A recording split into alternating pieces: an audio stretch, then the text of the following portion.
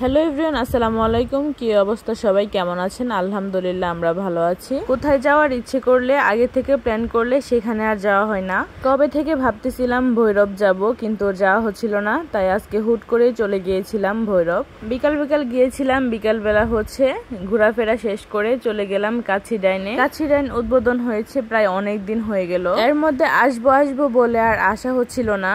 আর আমি যেহেতু ছোটখাটো একটা বিজনেস করি, বেশিরভাগ সময় ব্যস্ত থাকি। এর মধ্যে আশেপাশে কোথাও একটু ঘুরতে যাই। কাছে ডাইন যদি আমাদের ভাগলপুর হইতো তাহলে না দৌড় দিয়ে চলে যেতাম আরো আগেই, কিন্তু যেহেতু ভৈরব যাওয়াটা একটু দৌড়ই মনে হয় আমার কাছে। আর কাছি ডাইনের ভিতরের পরিবেশটা কিন্তু অনেক সুন্দর, আর স্টাফগুলোর ব্যবহারও অনেক ভালো। ভিডিওটা এডিট করার সময় মনে পড়ে গেল, এক ব্লগার এসে বলেছিল না যে ভৈরবের মতো জায়গার মধ্যে কাছি ডাইন। তারপর ভৈরবের যে ব্লগাররা তাকে রিপ্লাইটা দিয়েছিল, সেটা ছিল সবথেকে বেস্ট। আমরা যখন গিয়েছিলাম তখন কিন্তু বেশি রাত হয় নাই, 8টার দিকে মনে হয়। তখনই দেখেন রেস্টুরেন্টে কি পরিমাণ ভিড়, মানুষ কিন্তু অনেক বেশি দেখলাম। কিছুক্ষণ বসে থাকতে আমাদের কাচ্চি চলে আসলো। আপনারা সবাই জানেন কাচ্চির টেস্ট সম্পর্কে আমার কিছু বলতে হবে না, অনেক মজা।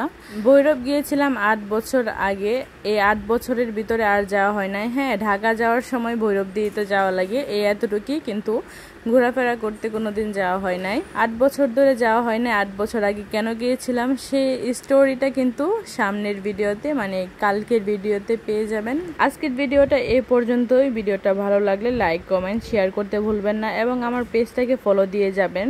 আপনারা কে কোথায় থেকে ভিডিওটা দেখছেন কমেন্ট করতে ভুলবেন না। ভালো থাকবেন সবাই, আসসালামু আলাইকুম।